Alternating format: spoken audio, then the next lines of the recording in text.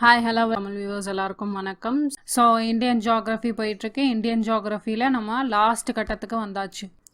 Which means Indian ஜியாகிரஃபியில் soils தான் நம்ம last பார்ட்டாக வச்சுருந்தோம். ஸோ சாயில்ஸ் ஆஃப் இந்தியாவில் கேட்டகரைஸ் பண்ணதில் last portion land use pattern in India இது மட்டும் முடிச்சிட்டோம் அப்படின்னா இந்தியன் ஜியாகிரஃபி கோர் ஜியாகிரஃபி வந்து முடிச்சிடும்.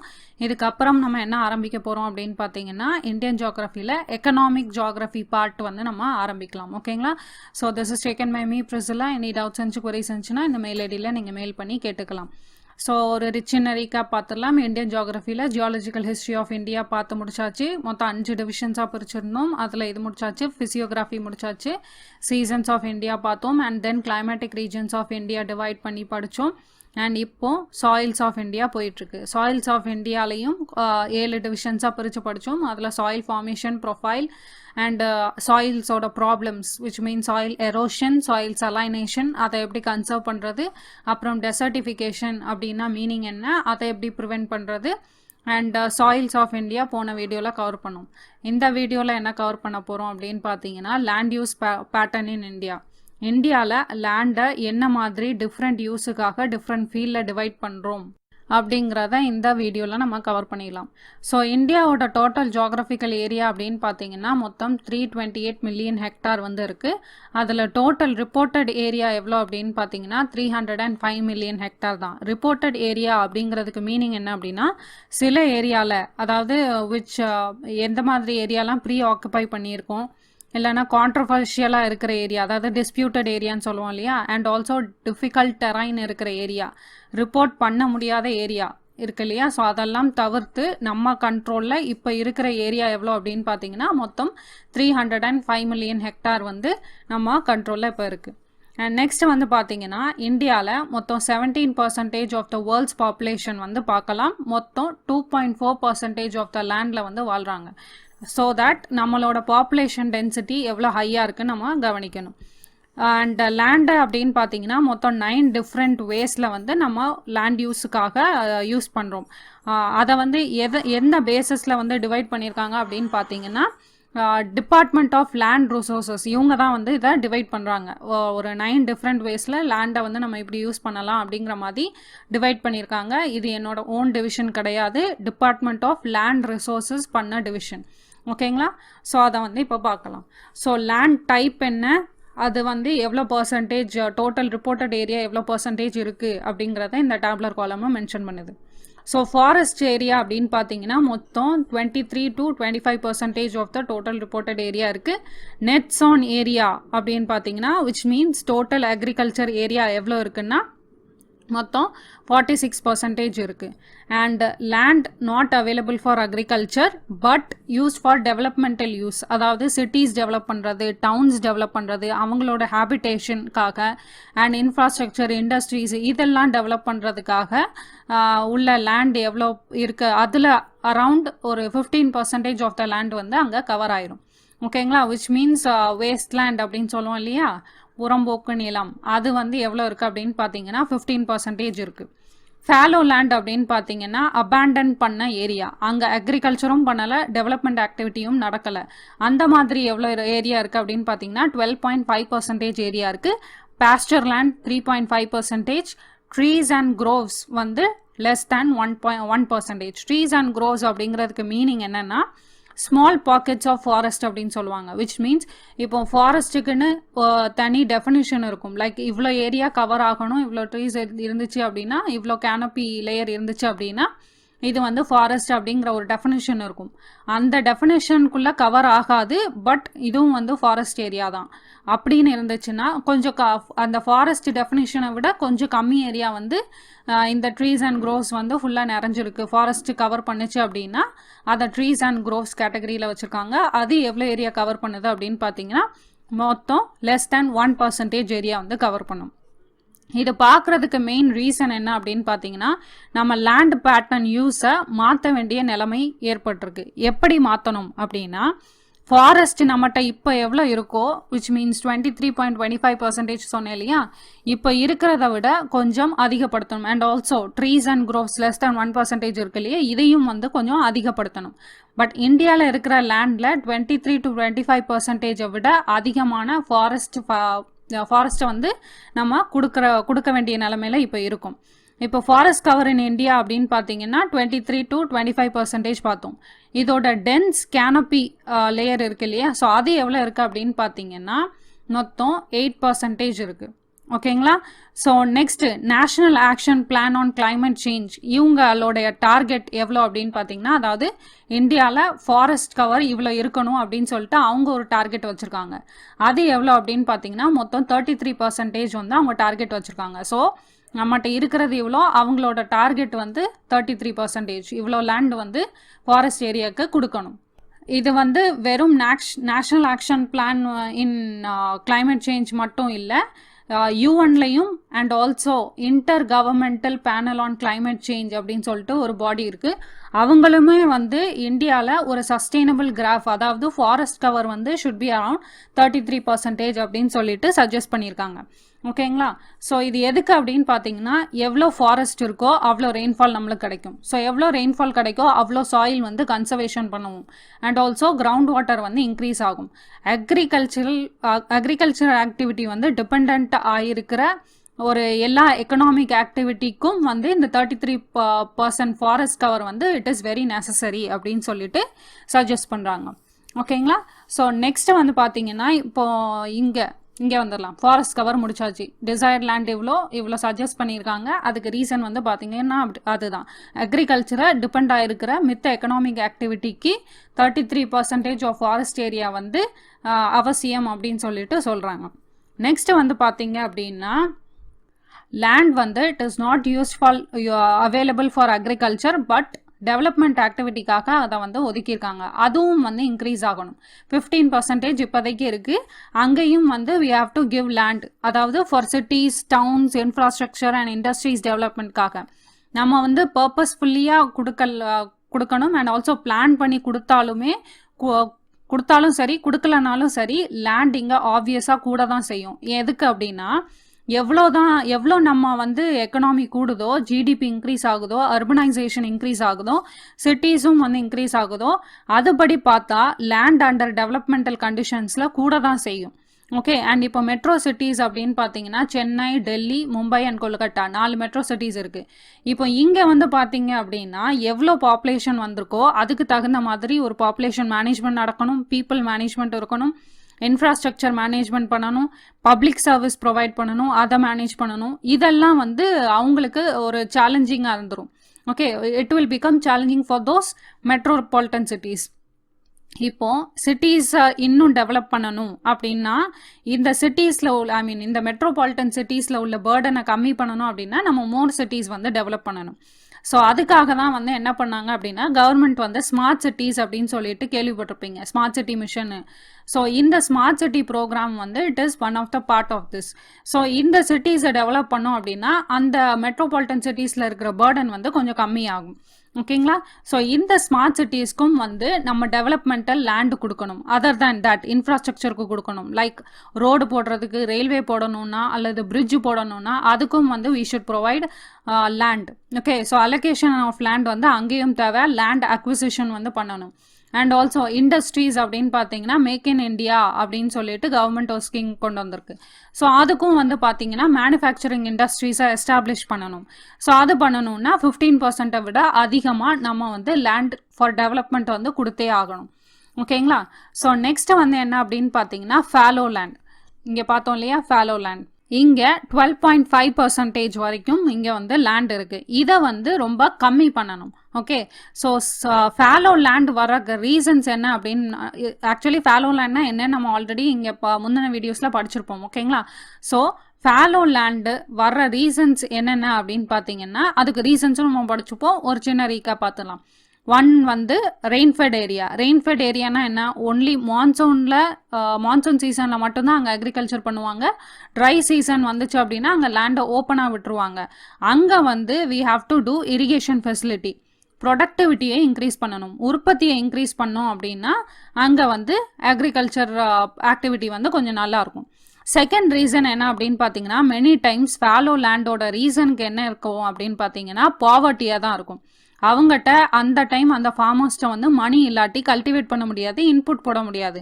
ஸோ லேக் ஆஃப் இன்வெஸ்ட்மெண்ட்டும் ஒரு ரீசன் ஃபார் ஃபாலோ லேண்ட். அடுத்து என்ன அப்படின்னு பார்த்தீங்கன்னா lack of knowledge to reclaim the land அப்படின்னு சொல்லுவாங்க. விச் மீன்ஸ் அந்த இப்போ டெக்னாலஜிக்கல் நாலேஜ் வந்து அவங்களுக்கு அவ்வளோவா இருக்காது. அதாவது லேண்டில் இப்போ சப்போஸ் எனி ப்ராப்ளம் வந்துச்சுன்னா, லைக் சலைனிட்டி ப்ராப்ளம் வந்துச்சுன்னா, ஃபர்டிலிட்டி கம்மி ஆச்சு அப்படின்னா அதை எப்படி திரும்ப ரீக்ளைம் பண்ணணும் அப்படிங்கிற நாலேஜ் இருந்தால் மட்டுமே அந்த லேண்டை வந்து அபேண்டன் பண்ணணும். மித்தபடி பண்ணாங்க அப்படின்னா அந்த ப்ராப்ளம்லேருந்து மீட்க முடியலன்னா அந்த லேண்ட் வந்து ஆப்வியஸ்லி வேஸ்ட்டாக போயிடும். ஓகேங்களா? ஸோ ஃபாலோ லேண்டில் அக்ரிகல்ச்சர் பண்ணலாம், பட் சம் ரீசன்னால வந்து அக்ரிகல்ச்சர் பண்ண முடியாது. ஓகே, ஸோ அந்த மாதிரி லேண்டை வந்து கம்மி பண்ணணும். அண்ட் ஆல்சோ கல்டிவேஷன் வந்து அங்கே அதிகம் பண்ணியாகணும். அண்ட் இன்னொரு ரீசன் என்ன அப்படின்னு பார்த்தீங்கன்னா லேக் ஆஃப் ஜுடிஷியல் லிட்டிகேஷன் அப்படின்னு சொல்லுவாங்க. இப்போ இந்தியாவில் அப்படின்னு பார்த்தீங்கன்னா லேண்ட் ரெக்கார்ட்ஸ் வந்து நல்லா பண்ணலை அப்படின்னா, சப்போஸ் அந்த லேண்டுக்கு வந்து ஏதாவது காம்படிஷன் இருக்குது, அங்கே இன்னும் வந்து லிட்டிகேஷன் நடந்துட்டு இருந்தால் வருஷ கணக்காக அந்த லேண்டை வந்து அந்த கோர்ட்டில் வந்து லிட்டிகேஷன் நடந்துக்கிட்டே இருக்கும். ஓகே, ஸோ அந்த லேண்டு வந்து விதவுட் பர்பஸ் இப்போ எந்த ஒரு பிரயோஜனமே படாமல் ஃபேலோவாக தான் இருக்கும். ஃபேலோ இந்த சென்ஸ் அந்த லேண்ட் ஓப்பனாக எக்கனாமிக் ஆக்டிவிட்டியும் நடக்காது, அக்ரிகல்ச்சர் ஆக்டிவிட்டியும் நடக்காது, சும்மா ஓப்பனாக ட்ரை லேண்டில் இருக்கும். இந்த மாதிரி லிட்டிகேஷனை வந்து கம்மி பண்ணணும். ஸோ தட் அக்ரிகல்ச்சரை இன்க்ரீஸ் பண்ணலாம், ஃபேலோ லேண்டை வந்து டிக்ரீஸ் பண்ணணும். ஓகேங்களா? ஸோ இதில் ஃபேலோ லேண்டோட டிசைர்டு ஏரியாவை வந்து கம்மி பண்ணணும். ஓகே, ஸோ இவ்வளோ லேண்ட் இருக்குது, இந்த லேண்டை வந்து கம்மி பண்ணணும். நெக்ஸ்ட் என்ன அப்படின்னு பார்த்தீங்கன்னா பாஸ்டர் லேண்ட். பாஸ்டர் லேண்டில் மொத்தம் 3.5% லேண்ட் வந்து இருக்குது. இதையும் வந்து இன்க்ரீஸ் பண்ணணும் அப்படின்னு சொல்கிறாங்க. எதுக்கு அப்படின்னா எவ்வளோ எக்கனாமி வந்து இன்க்ரீஸ் ஆகுதோ அவ்வளோ வந்து பீப்புள்ஸ் டிஸ்போசபிள் இன்கம் வந்து இன்க்ரீஸ் ஆகும். டிஸ்போசபிள் இன்கம் அப்படின்னா என்னென்னா, இப்போ சப்போஸ் நம்ம கையில் ஒரு இன்கம் வருது, அந்த இன்கமில் ஒரு சர்டன் அமௌண்ட் வந்து டேக்ஸாக கட்டுறோம் இல்லையா?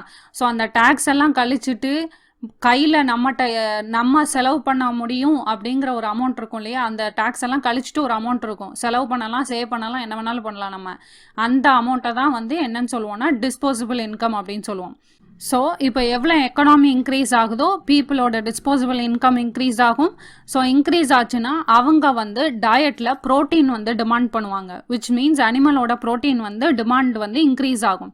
ஸோ பவுல்ட்ரி அல்லது டைரி டெவலப்மெண்ட் வந்து அங்கே நிறைய பண்ணணும். இப்போ இந்தியாவில் அப்படின்னு பார்த்தீங்கன்னா கேட்டலோட பாப்புலேஷன் வந்து இட் இஸ் வேர்ல்ட் லார்ஜஸ்ட் அப்படின்னு சொல்லலாம். ஆனால் டைரி டெவலப்மெண்ட்டில் அப்படின்னு பார்த்தீங்கன்னா India is not the largest. India கிட்ட டைரி டெவலப்மெண்ட்டில் ஜாயிண்டாக அதிகமான பொட்டன்ஷியல் இருக்குது. பட் அதுக்கு நம்ம என்ன பண்ணணும்னா we have to provide livestock nutritious food provide பண்ணணும். அதுக்கு we have to give more pasture land. ஓகேங்களா? ஸோ இந்த 3.5% லேண்ட் பார்த்தாது, கொஞ்சம் எக்ஸ்ட்ரா லேண்ட் வந்து இதுக்கு கொடுக்கணும். ஸோ இப்போ இங்கே பார்த்தீங்க அப்படின்னா ஃபாரஸ்ட்டில் இவ்வளோ இருக்குது, இதுக்கு லேண்டு கொடுக்கணும். லேண்ட் டெவலப்மெண்டல் ஆக்டிவிட்டி நடக்கு which is not in agricultural development அப்படிங்கிறது பார்த்தீங்கன்னா 15% இருக்குது, அதையும் அதிகப்படுத்தணும். பாஸ்டர் லேண்டையும் அதிகப்படுத்தணும், ட்ரீஸ் அண்ட் க்ரோவ்ஸ் இங்கேயும் வந்து அதிகப்படுத்தணும். ஆனால் இவ்வளோ லேண்ட் எங்கேருந்து வரும்? இவ்வளோ லேண்டுக்கு நம்ம எங்கே போகிறது அப்படின்னு பார்த்தீங்கன்னா இதுக்கு பதிலை கேட்ட உடனே ஷாக் ஆகக்கூடாது. என்ன அப்படின்னு பார்த்தீங்கன்னா நம்மளோட நெட் சோன் ஏரியாவை கம்மி பண்ணணும், நம்மளோட டோட்டல் அக்ரிகல்ச்சர் லேண்டை வந்து குறைக்கணும். சர்ப்ரைஸ் ஆக வேண்டாம், இதுக்கு ரீசன் என்னன்னு நான் சொல்கிறேன். இப்போ வந்து நீங்கள் நினைக்கலாம் சப்போஸ் அக்ரிகல்ச்சர் லேண்டில் லேண்டை கம்மி பண்ணிட்டோம் அப்படின்னா நம்மளோட ஃபுட் செக்யூரிட்டிக்கு என்ன கேரண்டி? இவ்வளோ பாப்புலேஷன் இருக்கும், நம்ம வந்து அக்ரிகல்ச்சர் லேண்டை கம்மி பண்ணோம் அப்படின்னா ஃபுட்டை இம்போர்ட் பண்ண வேண்டியது இருக்கும். ஸோ இந்த மாதிரி ப்ராப்ளம்ஸ்லாம் ஸ்டார்ட் ஆகும் அப்படின்னு சொல்லிட்டு யோசிக்கலாம். இப்போ இந்தியாவோட நெட் சோன் ஏரியா அப்படின்னு பார்த்தீங்கன்னா மொத்தம் 46% இருக்கும். Which means around 141 million hectare வந்து இந்தியாவோட நெட் சோன் ஏரியாவாக இருக்குது. விச் மீன்ஸ் வேர்ல்டோட 10% ஆஃப் த அக்ரிகல்ச்சர் லேண்ட் வந்து நம்மகிட்ட இருக்குது. ஸோ நம்ம அக்ரிகல்ச்சருக்குள்ள ப்ரொடக்ஷனை வந்து இன்க்ரீஸ் பண்ணுறதுக்கு ஏரியாவை கூட்டணும்னு அவசியம் இல்லை. இன்ஸ்டெட் நம்ம என்ன பண்ணணும்னா அந்த ஏரியாவில் இருக்கிற உற்பத்தியை வந்து கூட்டணும், ப்ரொடக்டிவிட்டியை கூட்டணும். இப்போ நம்மளுக்கு தெரியும் we have 55% of the rain fed areas. Okay, so அங்கே வந்து இயர்லி 1 டைம் தான் அக்ரிகல்ச்சர் பண்ணுறோம். இப்போது நம்ம மல்டிபிள் கிராப்பிங் அங்கே வந்து அதிகமாக வந்து பண்ணணும். So we should make multiple cropping production. Okay, so இப்போ சைனா அப்படின்னு பார்த்தீங்கன்னா வேர்ல்டோட லார்ஜஸ்ட் கிரெயின் ப்ரொடியூசரும் அவங்க தான், எக்ஸ்போர்ட்டரும் அவங்க தான். ஸோ அவனோட நெட் சவுண்ட் ஏரியா அப்படின்னு பார்த்தீங்கன்னா எவ்வளோ இருக்குன்னா 80 மில்லியன் ஹெக்டார் மட்டும்தான் அவனோட நெட் சவுண்ட் ஏரியா. இந்தியாட்ட எவ்வளோ நெட் சவுண்ட் ஏரியா இருக்குது? 141 மில்லியன் ஹெக்டார் இருக்குது. ஸோ இப்போ நம்ம பார்த்தோம்னா 80 மில்லியன் ஹெக்டாரை வச்சுக்கிட்டு அவன் வேர்ல்டில் லார்ஜஸ்ட் ப்ரொடியூசர் அண்ட் எக்ஸ்போர்ட்டர் ஆக முடிஞ்சா இந்தியாட்ட 141 மில்லியன் ஹெக்டார் இருந்தும் ஏன் வந்து நம்மளால ஆக முடியலை? இதுக்கு ரீசன் வந்து என்ன அப்படின்னு பார்த்தீங்கன்னா, லேண்டை வந்து அக்ரிகல்ச்சருக்கு அதிகமாக யூஸ் பண்ணுறோமே ஒழிய ப்ரொடக்டிவிட்டி வந்து இந்தியாவில் கம்மியாக தான் இருக்குது, உற்பத்தி வந்து கம்மியாக தான் இருக்குது. ஓகேங்களா? ஸோ இப்போ நம்ம நெட் சோன் ஏரியாவை கம்மி பண்ணி ப்ரொடக்டிவிட்டியை கூட்டினாலுமே நம்மளும் வந்து லார்ஜஸ்ட் ப்ரொடியூசர் ஆகலாம். ஓகே, ஸோ இன்னுமே வந்து நம்ம அக்ரிகல்ச்சரில் லேண்டை வந்து ஏரியாஸை வந்து கூட்டணும்னு அவசியம் இல்லை. பட் அக்ரிகல்ச்சரில் ஆல்ரெடி இருக்கிற ஏரியாவை ரிலீஸ் பண்ணணும். ஸோ தட் அந்த ஏரியா வந்து it will go for industries, urban development பண்ணலாம், சிட்டிஸ் டெவலப் பண்ணலாம், பாஸ்டர் அண்ட் ஃபாரஸ்ட் டெவலப்மெண்ட் பண்ணுறதுக்கு யூஸ் பண்ண முடியும். சைனாவில் உள்ள லேண்டை விட அதிக ஃபர்டிலிட்டி நம்மகிட்ட இருக்குது, ஃபர்டைல் சாயில் நம்மகிட்ட இருக்குது, ரெயின்ஃபாலும் இந்தியாவில் இருக்குது. அண்ட் மோஸ்ட் இம்பார்ட்டன்ட் என்னென்னா இந்தியா வந்து இஸ் அ ட்ராபிக்கல் கண்ட்ரி. அதனால நம்மகிட்ட அதிக பொட்டென்ஷியல் இருக்குது. சைனாவை விட நம்மகிட்ட அதிகமான பொட்டென்ஷியல் இருக்குது to become a giant in agriculture production. So இப்போ என்கிட்ட வந்து பார்த்தீங்கன்னா ஒரு அக்ரிகல்ச்சர் லேண்ட் இருக்குது. அந்த லேண்டை வந்து நான் டைவர்ட் பண்ணணும் அப்படின்னா ஒன்று அஃபாரஸ்டேஷனில் டைவர்ட் பண்ணுவேன், அல்லது ஃபார் டெவலப்மெண்டல் பர்பஸுக்கு வந்து டைவர்ட் பண்ணுவேன். அப்போது என்கிட்ட இருக்கிற லேண்டு வந்து லெஸ் ஃபர்டைல் லேண்டாக இருக்கணுமே ஒழிய ஃபர்டைல் லேண்டாக இருக்கக்கூடாது. ஓகே, ஸோ டைவர்ட் பண்ணக்கூடிய லேண்ட் வந்து லெஸ் ஃபர்டைல் லேண்டாக இருக்கணும். எக்கார்ந்து கொண்டு ஃபர்டைல் லேண்டை வந்து டைவர்ட் ஆகாமல் பார்த்துக்கணும். ஓகே, ஸோ நான் அக்ரிகல்ச்சர் ஆக்டிவிட்டிக்கு அல்லது அதர் எக்கனாமிக் ஆக்டிவிட்டீஸ் நடக்கிறதுக்கு வந்து ஃபர்டைல் லேண்டை எக்கார்ந்து கொண்டு டைவர்ட் பண்ணக்கூடாது. ஓகேங்களா? ஸோ அடுத்த கான்செப்ட், ஒரு சின்ன கான்செப்ட் என்ன அப்படின்னு பார்த்தீங்கன்னா கிராஸ் சவுண்ட் ஏரியா அப்படின்னு சொல்லுவாங்க. இது வந்து அப்படின்னா என்னன்னா total land under multiple cropping அப்படின்னு சொல்லுவாங்க. அதுக்கு முன்னாடி இந்தியாவோட கிராஸ் சவுண்ட் ஏரியா எவ்வளோ அப்படின்னு பார்த்தீங்கன்னா அப்ராக்சிமேட்லி 195 மில்லியன் ஹெக்டார் வந்து இந்தியாஸ் கிராஸ் சவுண்ட் ஏரியா. இப்போ இதுக்கு மீனிங் என்னன்னு பார்த்துடலாம். இதுக்கு மீனிங் என்னன்னா, இப்போ ஒரு ஃபார்மர் இருக்காரு, அவர்கிட்ட ஒரு 10 ஏக்கர் நிலம் இருக்குது. அந்த நிலத்துல வருஷத்துக்கு அவர் ஒரு வாட்டி தான் அங்கே வந்து ஃபார்மிங் பண்ணுறாரு, விவசாயம் பண்ணுறாரு அப்படின்னா அவர்கிட்ட இருக்கிற கிராஸ் சவுண்ட் ஏரியா எவ்வளோன்னா 10 ஏக்கர் தான். இப்போ ஒரு வருஷத்தில் அவர் 2 வாட்டி அங்கே வந்து விவசாயம் பண்ணுறாரு அப்படின்னா அவர்கிட்ட இருக்கிற டோட்டல் கிராஸ் சவுண்ட் ஏரியா எவ்வளோ அப்படின்னு பார்த்தீங்கன்னா 20 ஏக்கர்ஸ். ஓகே, ஸோ எத்தனை தடவை கிராப்பிங் பண்ணுறாரோ அவ்வளோ கிராஸ் சவுண்ட் ஏரியா வந்து கூடிட்டே போகும். ஸோ இந்த கிராஸ் ஆன் ஏரியா அப்படின்னா என்னன்னா எவ்வளோ ஏரியா மல்டிபிள் கிராப்பிங் பண்ணுறோம் அப்படிங்கிறத கவுண்ட் பண்ணுறது தான். ஸோ இப்போ இந்தியாவில் அப்படின்னு பார்த்தீங்கன்னா மொத்தம் நெட்ஸ் ஆன் ஏரியா வந்து 141 மில்லியன் ஹெக்டார் வந்து இருக்குது. இதில் ஒன்லி 58 மில்லியன் ஹெக்டார் லேண்டில் தான் வந்து மல்டிபிள் கிராப்பிங் நடக்கு. ஓகேங்களா? ஸோ இதனால தான் கிராஸ் ஆன் ஏரியா வந்து it is around approximately 195 million hectare. Because நம்ம கிட்ட இரிகேஷன் ரொம்ப கம்மி, which means நம்மளோட நெட் இரிகேட்டட் ஏரியா எவ்வளோ அப்படின்னு பார்த்தீங்கன்னா 65.3 மில்லியன் ஹெக்டார் தான் out of 141 million hectare. Okay, so irrigation கம்மி எங்கே அப்படின்னு பார்த்தீங்கன்னா ரெயின்ஃபெட் ஏரியாஸில் தான் சொல்கிறேன். ஸோ ரொம்ப கம்மி ஏரியாவில் தான் மல்டிபிள் கிராப்பிங் வந்து நடக்குது. ஸோ இதனால என்ன சொல்ல வர்றேன் அப்படின்னா, இப்போ நம்ம ப்ரொடக்ஷனை இன்க்ரீஸ் பண்ணணும், ஃபுட் செக்யூரிட்டியை பார்க்கணும் அப்படின்னா நம்ம வந்து நம்மளுடைய கிராஸ் சோன் ஏரியாவை இன்க்ரீஸ் பண்ணால் போதும், நெட் சோன் ஏரியா மேலே கான்சென்ட்ரேட் பண்ணணும்னு அவசியம் இல்லை. ஓகே, ஸோ இருக்கிற லிமிட்டட் லேண்டில் மல்டிபிள் கிராப்பிங் இப்போ எப்படி பண்ணலாம் அப்படிங்கிறதுல கான்சென்ட்ரேட் பண்ணணும். ஓகேங்களா? ஸோ இன்னொரு சின்ன கான்செப்ட் என்ன அப்படின்னு பார்த்தீங்கன்னா கிராப்பிங் இன்டென்சிட்டியை பர்சன்டேஜில் கால்குலேட் பண்ணுவாங்க. Gross sown area divided by net on area, அந்த பர்சன்டேஜில் கால்குலேட் பண்ணால் கிராப்பிங் இன்டென்சிட்டி அப்படின்னு சொல்லுவோம். இந்த இந்தியாவோட கிராப்பிங் இன்டென்சிட்டி எவ்வளோ அப்படின்னு பார்த்தீங்கன்னா 140%. ஓகே, ஸோ இது என்ன சொல்லுது அப்படின்னா மல்டிபிள் கிராப்பிங்கில் நம்ம என்ன லெவலில் இருக்கோம் அப்படிங்கிறத காட்டும். எவ்வளோ கிராஸ் ஆன் ஏரியா இருக்குது அண்ட் எவ்வளோ cross sown area nets on ஏரியாவை விட பெருசாக இருக்கோ அவ்வளோ பர்சன்டேஜ் வந்து கூடும். ஸோ அதை பொறுத்து நம்மளோட கிராப்பிங் இன்டென்சிட்டியும் வந்து அதிகரிக்கும். ஸோ இந்தியாவோட டார்கெட் எவ்வளோ அப்படின்னு பார்த்தீங்கன்னா 160%. இப்போ இந்தியாவில் ஹையஸ்ட் கிராப்பிங் இன்டென்சிட்டி இருக்கிற இடம் எது அப்படின்னு பார்த்தீங்கன்னா பஞ்சாபில் வந்து 187% இருக்குது அப்ராக்சிமேட்லி. ஓகே, ஸோ நம்மள்கிட்ட வந்து இவ்வளோ பொட்டன்ஷியல் இருக்குது. ஸோ பஞ்சாபில் ஒரு கீ கிராப்பிங் இன்டென்சிட்டி நடக்கு, அது அதர் ஸ்டேட்ஸ்லையும் வந்து நம்ம ரெப்ளிகேட் பண்ணலாம். ஓகே, ஸோ நம்மளுடைய நெட் சோன் ஏரியாவை டிக்ரீஸ் பண்ணிவிட்டு க்ராஸ் சோன் ஏரியாவை இன்க்ரீஸ் பண்ணணும். ஸோ தட் நம்மளுடைய கிராப்பிங் இன்டென்சிட்டி கூடும் அண்ட் ஆல்சோ ப்ரொடக்டிவிட்டி கூடும், உற்பத்தி கூடும். ஸோ தட் இந்த marginal and less fertile land இருக்கிற இடத்தெல்லாம் வந்து அதர் எக்கனாமிக் ஆக்டிவிட்டிக்கு வந்து கொடுக்கலாம். ஸோ இதோட இந்தியன் ஜியோகிராஃபிக்கு ஒரு பெரிய கும்பிட போட்டுட்டு இந்தியன் ஜியோகிராஃபியோட ரீகேப் வந்து கொஞ்சம் பார்த்துடலாம். வரிசையாக என்னென்ன லெக்சர்ஸ் எடுத்தேன் அப்படின்னு சொல்லிட்டு இங்கே வரிசையாக போட்டிருக்கேன், அதுக்கூட சின்ன ரீகேப் பார்த்துடலாம். ஓகே, ஸோ இந்தியாவை வந்து இந்தியன் ஜியோகிராஃபியை மொத்தம் 5 டிவிஷன்ஸாக பிரிச்சிருந்தோம். அதில் ஃபர்ஸ்ட் என்ன அப்படின்னு பார்த்தீங்கன்னா ஜியாலஜிக்கல் ஹிஸ்ட்ரி ஆஃப் இந்தியா. இதில் வந்து மொத்தம் 3 ப்ரோட்டோ கான்டினென்ட்ஸாக இருந்துச்சு, ஆரவல்லி, தார்வாட் அண்ட் சிங்பம். இந்த 3 ப்ரோ கான்டினென்ட்ஸும் வந்து மீட் ஆச்சு, மர்ஜ் ஆச்சு. மர்ஜ் ஆகும்போது லீனியமென்ட்ஸ் டிவைட் இல்லை, டெவலப் ஆச்சு. அந்த 3 ஜாயின்ஸுக்கு பேர் என்ன அப்படின்னு பார்த்தீங்கன்னா நர்மதா, சோன் அண்ட் கோதாவரி. அது டெவலப் ஆனது பிறகு ஒரு ரிஃப்ட் வேலி கிரியேட் ஆச்சு. ரிஃப்ட் வேலி எங்கே அப்படின்னு பார்த்தீங்கன்னா மகாநதி அண்ட் தாமோதர் அப்படின்னு ரிஃப்ட் வேலி கிரியேட் ஆகி அந்த லேண்ட் வந்து அப்படியே சப்மர்ஜ் ஆகிருக்கும். ஸோ தட் அங்கே வந்து கோல் ரிசர்வ் வந்து ஃபார்ம் ஆகிருக்கும். இந்த மாதிரி நடக்கும்போது வெஸ்டர்ன் கோஸ்ட்டில் வந்து என்ன நடக்கும் அப்படின்னு பார்த்தீங்கன்னா ஒரு கிராக் விழுந்திருக்கும். ஸோ அதுக்கப்புறம் கோண்டுவானாலேருந்து பிரேக்கப் ஆகி யூரேஷியாவை நோக்கி மூவ் பண்ணிட்டு இருக்கிறப்போ ரீயூனியன் ஐலாண்டில் வந்து ஹாட்ஸ்பாட் ஆக்டிவிட்டி ஆக்டிவாக இருந்திருக்கும். ஸோ அது வழியாக மூவ் ஆகும்போது இங்கே வந்து பிளாட்டூ டெவலப் ஆகிருக்கும். இங்கே டெக்கன் பிளாட்டூ அப்படின்னு சொல்கிறோம் இல்லையா, ஸோ அங்கே வந்து பசால்டிக் லாவா வந்து வெளியேறி இந்த இடத்துல வழியாக பாஸ் ஆனதுனால இங்கே வந்து ஒரு பிளாட்டூ ரீஜன் டெவலப் ஆகிருக்கும். அண்ட் அதுக்கப்புறம் யூரேஷியன் பிளேட்டோட கொலைட் ஆகிருக்கும். கொலைட் ஆன பிறகு ஹிமாலயாஸ் ஃபார்ம் ஆச்சு. ஸோ தட் இங்கே வந்து வெஸ்டர்ன் கோஸ்ட்டில் மறுபடியும் அந்த கிராக் வந்து ஆக்டிவ் ஆகி வெஸ்டர்ன் காட்ஸ் டெவலப் ஆகிருக்கும். ஸோ வெஸ்டர்ன் காட்ஸ் மறுபடி ரைஸ் ஆனதுக்கப்புறம் இங்கே ஹிமாலயாஸ் ஃபார்ம் ஹிமாலயாஸ் முதல்ல ஃபார்ம் ஆயிடுச்சு. இதெல்லாம் அட் அ டைம் சைமல்டேனியஸ்லி நடந்திருக்கும். அதுக்கப்புறம் தான் வந்து ரிவர்ஸ்லாம் ஃப்ளோ ஆகி இங்கே நார்தர்ன் பிளெயின்ஸ் வந்து ஃபார்ம் ஆச்சு. So the youngest physiographical feature of India என்ன அப்படின்னு பார்த்தீங்கன்னா நார்தர்ன் பிளெயின்ஸ் அப்படின்னு சொல்லுவோம். ஓகேங்களா, ஸோ அடுத்து வந்து பார்த்தீங்கன்னா ஃபிசியோகிராஃபி ஆஃப் இந்தியா வந்து கவர் பண்ணோம். ஃபிசியோகிராஃபியில் மொத்தம் 4 டிவிஷன்ஸாக பிரிச்சிருந்தோம். அதில் ஃபர்ஸ்ட் டிவிஷன் என்ன அப்படின்னு பார்த்தீங்கன்னா நார்தர்ன் மவுண்டெயின்ஸ், விச் மீன்ஸ் ஹிமாலயாஸை கவர் பண்ணியிருந்தோம். அதை 2 டிவிஷன்ஸாக பிரித்து படித்தோம். ஒன்று நார்த் டு சவுத் டிவிஷன், இன்னொன்று west to east division.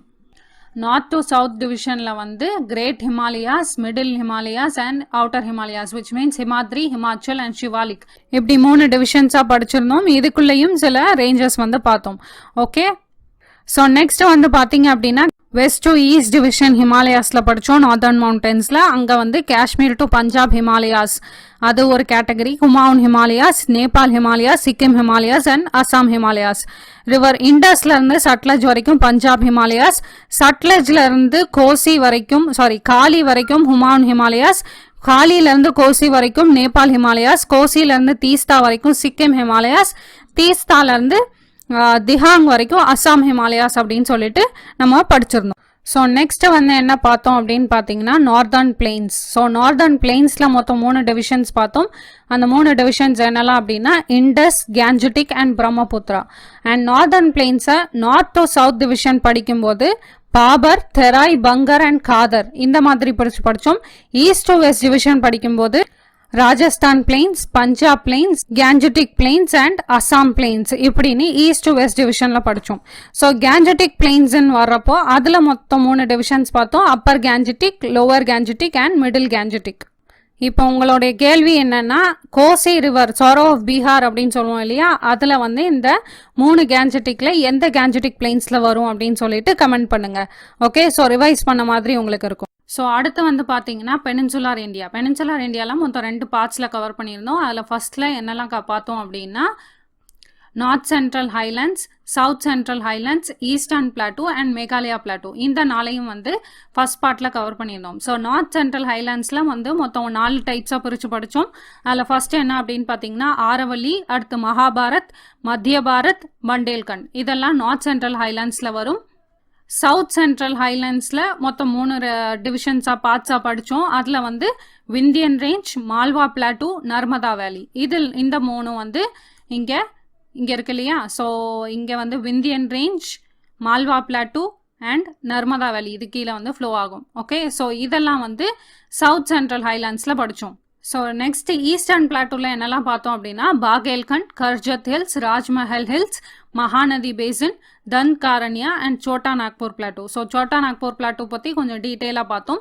Next வந்து பார்த்தீங்க அப்படின்னா மேகாலயா பிளாட்டூ. மேகாலயா பிளாட்டூவில் மொத்தம் 3 டிவிஷன்ஸ் பார்த்தோம். ஒன்று காரோ, காசி, ஜெயந்தியா, இந்த 3 பார்ட்ஸையும் டிவைட் பண்ணி மேகாலயா பிளாட்டூவில் படித்தோம். நெக்ஸ்ட் பார்ட்டில் என்னெல்லாம் பார்த்தோம் கவர் பண்ணோம் அப்படின்னு பார்த்தீங்க, மிச்சம் இருக்கிற north Deccan, south Deccan and western Ghats, eastern Ghats. So north டெக்கனில் மொத்தம் 2 டிவிஷன்ஸாக படித்தோம். ஒன்று சத்புரா ரேஞ்ச், இன்னொன்று மகாராஷ்டிரா பிளாட்டூ. நெக்ஸ்ட் வந்து சவுத் டெக்கன். சவுத் டெக்கனும் மொத்தம் 2 டிவிஷன்ஸாக பார்த்தோம். அதில் ஃபர்ஸ்ட் வந்து கர்நாடகா தார்வாடு பிளாட்டூ ஒன்று, அது கர்நாடகா பிளாட்டூக்குள்ளே கவர் ஆகும். நெக்ஸ்ட் வந்து பார்த்தீங்கன்னா தெலுங்கானா பிளாட்டூ, அது ஆந்திர பிரதேஷில் கவர் ஆகுது இல்லையா. ஸோ அந்த 2ஐயும் வந்து நம்ம சவுத் டெக்கனில் பார்த்தோம். ஸோ வெஸ்டர்ன் காட்ஸ் அடுத்து, வெஸ்டர்ன் காட்ஸோட எக்ஸ்டென்ஷன் ஃப்ரம் குஜராத்லேருந்து மகாராஷ்டிரா, கோவா, கர்நாடகா, தமிழ்நாடு, கேரளா, அதுவும் வந்து அங்கே வரைக்கும் எக்ஸ்டென்ஷன் பார்த்தோம். அண்ட் அதுக்கப்புறம் ஹையஸ்ட் பீக் அணைமுடி, அதையும் வந்து பார்த்தோம். வெஸ்டர்ன் காட்ஸ் எல்லாமே ஒரு கண்டினியூஸ் ரேஞ்சுங்கிறத பார்த்தோம். அண்ட் அதோட ரெயின்ஃபால் பேட்டர்ன் அதெல்லாம் வந்து கவர் பண்ணோம். ஸோ ஜியாகிரபிக்கலி பார்த்தோம் அப்படின்னா நீல்கிரி, பழனி, அணைமலை, கார்டமம், இது எதுவுமே வந்து வெஸ்டர்ன் காட்ஸில் வராது. அது வந்து சதர்ன் ஹில் காம்ப்ளெக்ஸ் அப்படின்னு சொல்லிட்டு ஒரு கேட்டகரியில் பிரித்து படித்தோம். நெக்ஸ்ட் வெஸ்டர்ன் காட்ஸோட எக்காலஜி, அங்கே இருக்கிற அக்ரிகல்ச்சர். தமிழ்நாடு அப்படின்னு பார்த்தீங்கன்னா வெஸ்டர்ன் காட்ஸில் டீ அண்ட் காஃபி பிளான்டேஷன் வந்து ஃபேமஸ். கர்நாடகாவில் rubber, coffee, cashew plantation famous. And கேரளாவில் வந்து ஸ்பைசஸ், ஹில்லி ரீஜனில் ஸ்பைசஸ் அதிகமாக பண்ணுவாங்க. ஈஸ்டர்ன் காட்ஸ் அப்படின்னு பார்த்தீங்கன்னா அதை வந்து சில டிவிஷன்ஸாக பிரித்து படித்தோம். என்னெல்லாம் அப்படின்னா northern Circars range, Nallamala range, Palkonda range, Javadi hills and Shevaroy hills அப்படின்னு சொல்லிட்டு ஒரு 5 டிவிஷன்ஸாக பிரித்து படித்தோம். அண்ட் சதர்ன் ஹில் காம்ப்ளெக்ஸ் அப்படின்னு சொல்லிட்டு ஒரு தனி கேட்டகரியில் பார்த்தோம். அது Nilgiri, Anaimalai, Palani and cardamom hills. Next வந்து பார்த்தீங்க அப்படின்னா ஃபிசியோகிராஃபியில் மிச்சம் இருக்கிறது கோஸ்டல் பிளெயின்ஸ். கோஸ்டல் பிளெயின்ஸ் வந்து மொத்தம் 2 தான். வெஸ்டர்ன் கோஸ்டல் பிளெயின் ஒன்று, ஈஸ்டர்ன் கோஸ்டல் பிளெயின் ஒன்று. அங்கே வந்து இங்கேருந்து இங்கே எவ்வளோ எக்ஸ்டென்ஷன் இருக்குது, எவ்வளோ ப்ராட்னஸ் எவ்வளோ இருக்குது, அண்ட் அதையும் வந்து ஒவ்வொரு செக்டாராக பிரித்து படித்தோம். Like Gujarat coastal region, Kerala coastal region, அந்த மாதிரி பிரித்து படித்தோம். அண்ட் ஈஸ்டர்ன் கோஸ்டல் பிளெயின்ஸில் வந்து Odisha coast, Tamil Nadu coast, Andhra coast, இந்த மாதிரி வந்து நம்ம பிரித்து படித்தோம். ஓகேங்களா? சொல்ல அப்படி ரீகேப் பண்ண முடியுதான்னு பாருங்கள். அடுத்து என்ன பார்த்தோம் அப்படின்னா ரிவர்ஸ் ஆஃப் இந்தியா பார்த்தோம். ரிவர்ஸில் மொத்தம் 2 டிவிஷன்ஸாக பிரித்தோம். ஒன்று வந்து நார்தர்ன் ரிவர்ஸ் ஒன்று, அடுத்து பெனின்சுலா ரிவர்ஸ் ஒன்று. நார்தர்ன் ரிவர்ஸில் மொத்தம் 3 டிவிஷன்ஸாக பிரித்தோம். அதில் இண்டஸ், கங்கா, பிரம்மபுத்ரா, இந்த 3 ரிவர் சிஸ்டத்தையும் பார்த்தோம். அண்ட் அடுத்து பெனின்சுலா ரிவர்ஸில் மொத்தம் 2 டிவிஷன்ஸ், ஒன்று வெஸ்ட் ஃப்ளோயிங் ரிவர்ஸ், இன்னொன்று east flowing rivers. So Indus அப்படின்னு பார்த்தீங்கன்னா அதோட பீக் எங்கே இருக்குது அதோட ஆரிஜின் எங்கே அப்படின்னு பார்த்தீங்கன்னா மான்சரோவர் லேக். அண்ட் அதோட ட்ரிபியூட்ரிஸ் பார்த்தீங்கன்னா இண்டஸ் ப்ளஸ் ஒரு 5 ரிவர்ஸ். அந்த ரிவர்ஸ் பேர் என்ன அப்படின்னா இண்டஸ், ஜெனாப், ஜேலம். அண்ட் இங்கே இந்தியாவில் ஃப்ளோ ஆகுற ரிவர்ஸ் என்னெல்லாம் அப்படின்னு பார்த்தீங்கன்னா Ravi, Beas and Sutlej. Indus water sharing treaty படி இண்டஸ், ஜெனாப், ஜேலம் வந்து பாகிஸ்தானுக்கும், ரவி, பியாஸ், சட்லஜ் வந்து இந்தியாவுக்கும் வந்து போயிட்டுருக்கு. அண்ட் அதுக்குடைய ஒவ்வொரு ட்ரிபியூட்ரிஸ்குள்ள ஆரிஜினும் வந்து பார்த்தோம். ஃபார் எக்ஸாம்பிள் ஜீலமோட ட்ரிபியூட்ரி அதோட ஆரிஜின் எங்கே இருக்குது அப்படின்னு பார்த்தீங்கன்னா வெரிநாக், அந்த இடத்துல வந்து ஒரிஜினேட் ஆகும். அண்ட் ஜெனாப் ரிவர் அப்படின்னு பார்த்தீங்கன்னா மொத்தம் 2 ஹெட்வர்ட் ட்ரிபியூட்ரி இருக்கும். அங்கே வந்து சந்திரா அண்ட் பாகா அப்படின்னு சொல்லிட்டு 2 ட்ரிபியூட்ரி இருக்கும். சந்திரா ரிவர் வந்து ஜோஜிலா பாஸ்லேருந்து ஒரிஜினேட் ஆகும். பாகா ரிவர் வந்து பார்லாச்சலா அந்த இடத்துலேருந்து ஒரிஜினேட் ஆகும். ராவி ரிவர் வந்து ஒரிஜினேட் ஆகிற இடம் அப்படின்னு பார்த்தீங்கன்னா ரோத்தாங் பாஸ், அங்கே வந்து ஒரிஜினேட் ஆகுது. பியாஸ் ஒரிஜினேட் ஆகிற இடம் அப்படின்னு பார்த்தீங்கன்னா அதுவும் வந்து ரோத்தாங் பாஸ் தான். ரோத்தாங் பாஸோட நார்த் சைடில் ராவி ஒரிஜினேட் ஆகும், சவுத் சைடில் பியாஸ் வந்து ஒரிஜினேட் ஆகும். நெக்ஸ்ட்டு வந்து பார்த்தீங்கன்னா சட்லஜும் வந்து இண்டஸ் மாதிரி மான்சரோவரில் தான் வந்து ஒரிஜினேட் ஆகுது. நெக்ஸ்ட்டு வந்து பார்த்தீங்கன்னா கங்கா சிஸ்டம் வந்து பார்த்தோம். கங்கோத்ரி கிளேஷியர்லேருந்து ஒரிஜினேட் ஆகுது. கங்கா அப்படிங்கிற நேம் வர்றதுக்கு முன்னாடி மொத்தம் 2 ரிவர்ஸ் ஃப்ளோ ஆகி வரும், பாக்யரதி அண்ட் அலக்கநந்தா. பாக்யரதி கங்கோத்ரி கிளேஷியர்லேருந்து வருது, அலக்கநந்தா வந்து பத்ரிநாத்லேருந்து வருது. ஸோ கங்கா வந்து ஒரிஜினேஷன் அப்படின்னு பார்த்தீங்கன்னா அலக்கநந்தாலேருந்து ஆரம்பிக்கலாம், பத்ரிநாத்லேருந்து ஒரிஜினேட் ஆகுது இல்லையா. ஸோ அங்கேருந்து எங்கள் தௌலி கங்கா ரிவர் அப்படின்னு சொல்லிட்டு மீட் ஆகும், அந்த ரிவரில் மீட் ஆகும். அந்த மீட் ஆகிற இடத்துக்கு பேர் விஷ்ணு பிரயாக். அதுக்கப்புறம் அந்த 2 ரிவரையும் கம்பைன் பண்ணி அலக்கநந்தா அப்படின்னு சொல்லுவாங்க. அதுக்கப்புறம் அலக்கநந்தா போக போக பிண்டர் ரிவர் அப்படின்னு சொல்லிட்டு ஒரு ரிவர் வரும். பிண்டர் கிளேஷியர்லேருந்து அது ஒரிஜினேட் ஆகுது. நந்தா தேவி ரேஞ்ச் அப்படின்னு சொல்லிட்டு படிச்சிருந்தோம், அங்கே வந்து ஒரிஜினேட் ஆகுது. அதுக்கப்புறம் மர்ஜ் ஆன பிறகு மர்ஜ் ஆகிற இடத்த கார்னபிரியாக் அப்படின்னு சொல்லுவோம். அதுக்கப்புறம் பிண்டர் ரிவரையும் அலக்கநந்தா ரிவரையும் கம்பைன்லி அலக்கநந்தா அப்படின்னு சொல்லுவோம். அண்ட் அதுக்கப்புறம் மந்தாக்கினி ரிவர் வந்து it originates from Kedarnath. Okay, so அந்த ரிவர் வந்து அலக்கநந்தா கூட மீட் ஆகுது. அந்த மீட்டிங் பிளேஸ்க்கு பேர் ருத்ரபிரயாக் அப்படின்னு சொல்லுவாங்க. மறுபடியும் அந்த 2 ரிவரையும் கம்பைன் பண்ணி அலக்கநந்தான்னு சொல்லுவோம். Finally Alaknanda and Bhagirathi meet ஆகும். அந்த இடத்த தேவபிரயாக் அப்படின்னு சொல்லுவோம். அண்ட் இந்த எல்லா பிரயாக்ஸ் ஆர் 4 டம்ஸ் ஆஃப் இந்தியா அப்படின்னு சொல்லிட்டு மென்ஷன் பண்ணியிருந்தோம், which are Yamunotri, Gangotri, Kedarnath and Badrinath. Okay, so Yamunotri அப்படிங்கிறது யமுனா ரிவரோட ஒரிஜினேஷன், கங்கோத்ரி வந்து பாகீரதி ரிவர், கேதார்நாத் அப்படிங்கிறது மந்தாக்கினி ரிவரோட ஒரிஜினேஷன், பத்ரிநாத் அப்படிங்கிறது அலக்கநந்தா ரிவரோட origination. Okay, so left bank tributaries அப்படின்னு சொல்லிட்டு பிரித்து படித்தோம். காகர், கண்டக், கோசி இந்த மாதிரி லெஃப்ட் பேங்க் ட்ரிபியூட்ரிஸ் படித்தோம். அண்ட் ரைட் பேங்க் ட்ரிபியூட்ரிஸ் அப்படின்னு பார்த்தீங்கன்னா யமுனா, சோன், ஹூக்லி அப்படின்னு பிரித்து படித்தோம். நெக்ஸ்ட் வந்து பார்த்தீங்கன்னா பிரம்மபுத்திரா ரிவர் சிஸ்டம், அது வந்து எங்கேருந்து ஒரிஜினேட் ஆகுது அப்படின்னு பார்த்தீங்கன்னா கைலாஷ் ரேஞ்சிலேருந்து ஒரிஜினேட் ஆகுது ஃப்ரம் செம்மயோங்தாங் கிளேஷியர், அங்கே வந்து ஒரிஜினேட் ஆகுது. ஸோ ஃபஸ்ட்டு ஸ்டார்ட் ஆகுறப்போ அதை யர்லாங் ஜங்போ அப்படின்னு சொல்லிட்டு ஸ்டார்ட் ஆகும். அது அருணாச்சல் பிரதேஷில் என்டர் ஆகும்போது அதோட பேர் திபாங். அசாமை என்டர் ஆகும்போது அசாமில் சதியா அப்படிங்கிற இடம் பக்கத்தில் என்டர் ஆகும். ஸோ அதுக்கப்புறம் அதை பிரம்மபுத்திரா அப்படின்னு சொல்லிட்டு நேம் மென்ஷன் பண்ணுறாங்க. அண்ட் பங்களாதேஷ்குள்ளே என்டர் ஆகும்போது ஜமுனா அப்படின்னு சொல்லிட்டு மென்ஷன் பண்ணுவாங்க. Okay, so right bank tributaries அப்படின்னு பார்த்தீங்கன்னா Manas and Subansiri. Left bank tributaries அப்படின்னு பார்த்தீங்கன்னா Dihang, Lohit, Dhansiri and Kopili. Okay, so இந்த திஹாங் அண்ட் லோஹித் இந்த ரெண்டுமே வந்து அருணாச்சல் பிரதேஷில் தான் இருக்குது. நெக்ஸ்ட் வந்து பார்த்தீங்கன்னா பெனின்சுலா ரிவர்ஸ்ன்னு பார்த்தோம். பெனின்சுலா ரிவர்ஸில் west flowing rivers and east flowing rivers. West flowing rivers வந்து ரொம்ப கம்மி when compare to east flowing rivers. என்னெல்லாம் அப்படின்னு பார்த்தீங்கன்னா ஒன்று Narmada, Tapi, Sabarmati river and Mahi river. அதுக்கப்புறம் சின்ன சின்ன ரிவர்ஸ் கோவாவில் இம்பார்ட்டண்ட்டான ரிவர்ஸ் அப்படின்னு பார்த்தோம். மந்தோவி, ஜுவாரி. கர்நாடகாவில் இம்பார்ட்டண்ட்டான ரிவர்ஸ் அப்படின்னா காளி நதி, ஷராவதி, நேத்ராவதி. கேரளாவில் பெரியார், பாம்பா ரிவர் அப்படின்னு சொல்லிட்டு பார்த்தோம். அண்ட் நெக்ஸ்ட் ஈஸ்ட் ஃப்ளோயிங் ரிவர்ஸில் தாமோதர் ரிவர், அடுத்து சுபர்ணரேகா, பைத்ராணி அண்ட் பிராமணி. இந்த ரிவர்ஸ் எல்லாமே வந்து ஒடிசா அண்ட் வெஸ்ட் பெங்கால் அந்த ரீஜனில் வந்து அந்த ரீஜனுக்கு பிட்வீனில் வந்து ஃப்ளோ ஆகும். நெக்ஸ்ட் வந்து பார்த்தீங்கன்னா மகாநதி ரிவர் அண்ட் ருஷிகுல்யா ரிவர். இந்த ருஷிகுல்யா ரிவர் வந்து ஒரு டர்ட்டிலுக்கு வந்து ஃபேமஸ் அப்படின்னு சொல்லியிருந்தா அது என்ன டர்ட்டில்னு மென்ஷன் பண்ணுங்க கமெண்ட்ல. நெக்ஸ்ட் வந்து பார்த்தீங்கன்னா ஈஸ்ட் ஃப்ளோயிங்கில் கோதாவரி, கிருஷ்ணா, பெண்ணேரு, காவேரி அண்ட் வைகை. அதை பற்றி நம்ம டீட்டெயிலாக பார்த்தோம். And also river linking project அப்படின்னா என்னென்னு கொஞ்சம் நம்ம பார்த்துருந்தோம். அடுத்து வந்து பார்த்தீங்கன்னா seasons of India. So seasons of இந்தியாவில் winter, monsoon and summer. Okay, so monsoon அப்படிங்கிற வேர்டு வந்து மோசம் அப்படிங்கிற அரேபியன் வேர்ட்லேருந்து எடுத்திருப்பாங்க, which means reversal of winds. Reversal of வின்ஸ்னால் இப்படி வர்ற விண்டு அப்படியே யூட்டர்ன் போட்டு வர்றது கிடையாது. ஐடிசிசட் வந்து சன்னோட அப்பேரண்ட் மூமெண்ட்டை பொறுத்து மேலே கீழே போகிறதுனால நார்த்தர்ன் ட்ரேட் வின்ஸும் சதர்ன் ட்ரேட் வின்ஸும் மேலே கீழே போகும்.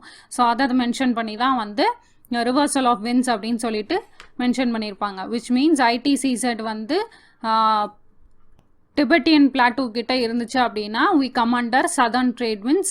அண்ட் ஐடிசிசட் வந்து கீழே ஈக்வேட்டர் கிட்ட வந்துச்சு அப்படின்னா India will be under northern trade winds. Okay, so அதை மென்ஷன் பண்ணி ரிவர்சல் ஆஃப் வின்ஸ் அப்படின்னு சொல்லிட்டு மென்ஷன் பண்ணியிருப்பாங்க. அண்ட் அதுக்கப்புறம் summer season and winter season இதை பற்றியும் நம்ம பார்த்தோம். அண்ட் நெக்ஸ்ட் வந்து கிளைமேட்டிக் ரீஜன்ஸ் ஆஃப் இந்தியா பார்த்தோம். ஸோ கிளைமேட்டிக் ரீஜன்ஸ் ஆஃப் இந்தியாவில் நம்மளோடைய கிளாசிஃபிகேஷன் ABCH அப்படின்னு சொல்லிட்டு ஒரு 4 கிளாசிஃபிகேஷன்ஸ் பண்ணோம். A in the sense tropical humid climate, B dry climate, and C வந்து subtropical humid climate, and H அப்படிங்கிறது mountainous climate அப்படின்னு சொன்னோம். அதுக்குள்ளேயும் சில சப்டிவிஷன்ஸ்லாம் பிரித்து படித்தோம். ஓகே, ஸோ அதுக்கு தகுந்த மாதிரியான வெஜிடேஷன்ஸ் பார்த்தோம். Tropical moist deciduous forest, tropical try evergreen forest, try deciduous forest, அந்த மாதிரி மான்டெயின் ஃபாரஸ்ட், இதெல்லாம் என்ன அல்பைன் ஃபாரஸ்ட் டைப் ஏரியா வந்து ஏரியா வைஸ் பிரித்து படித்தோம். இதெல்லாம் வந்து நம்ம கவர் பண்ணோம். நெக்ஸ்ட்டு வாட்டர் ரிசோர்ஸஸாக மொத்தம் 2 டிவிஷன்ஸாக பார்த்தோம். ஒன்று சர்ஃபேஸ் வாட்டர் ரிசோர்ஸஸ், இன்னொன்று ground water resources. Surface water ரிசோர்ஸஸ்னால் வேறு ஒன்றும் இல்லை, ரிவர் சிஸ்டத்தை தான் வந்து சர்ஃபேஸ் வாட்டர் அப்படின்னு சொல்லுவாங்க. ஸோ அதை வந்து நம்ம சீக்கிரம் முடித்தோம். Because Himalayan reverse, peninsula reverse வந்து எப்படி இருக்குது அதை கம்பேர் பண்ணி நம்ம வந்து படித்தோம். நெக்ஸ்ட் வந்து பார்த்திங்கன்னா கிரவுண்ட் வாட்டர் ரிசோர்ஸஸ் பற்றி நம்ம டீட்டெயிலாக பார்த்தோம்.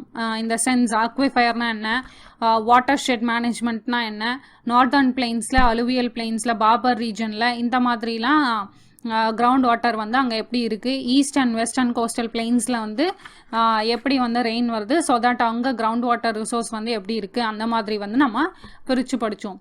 And also present availability of ground water எவ்வளோ இருக்குது, ஃப்யூச்சரில் எவ்வளோ தேவைப்படும், அண்ட் ஃப்யூச்சரில் எவ்வளோ அவைலபிலிட்டி இருக்கும் அப்படிங்கிறதையும் நம்ம வந்து பார்த்தோம்.